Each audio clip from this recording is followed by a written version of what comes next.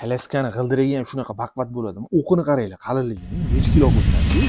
Baqvat, qicham, qishda ham ishlatsa bo'ladigan koleska qidiryapsiz-ku.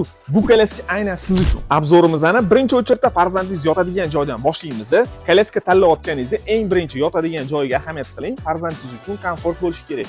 Shu qicham bo'lib yig'iladigan koleskamiz tug'ilganidan boshlab 3 yoshgacha xizmatlarni qiladi. Bu chaqaloqlik paytida yotadigan joyi.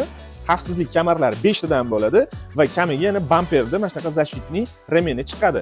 Orqa spinka tarafi mexanizmli bo'ladi. Xohlagan joylarga, xohlagan положениyaga qo'yib olsanglar bemalol bo'ladi. Koleskamizni qishda ham, yozda ham ishlatsanglar bo'ladi. Yoz faslini issiq havolari uchun tepa tarafida ham mana shunaqa setishli porchkasi bor. Orqa tarafini ham mana shunaqa ochib ishlatsanglar bo'ladi. Sovuq havolarda oldi tarafdagi kozirovka oxirigacha tushadi. Komplektida zimniy chexoli bor.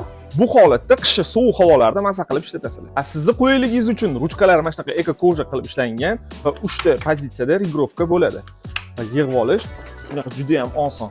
Va aeroportning mana shunaqa tortib ketadigan ruchkasi ham chiqadi. Lulu do'koni sovuq havolarda aylanishga chiqishingiz uchun aynan shu koleskani tavsiya qiladi. Koleskamiz agar sizga yoqqan bo'lsa, bu videoni sifatli koleska qidirib yurgan tanishingizga jo'natib qo'ying. Narxi qiziq bo'lsa, kommentda plyus qoldiring.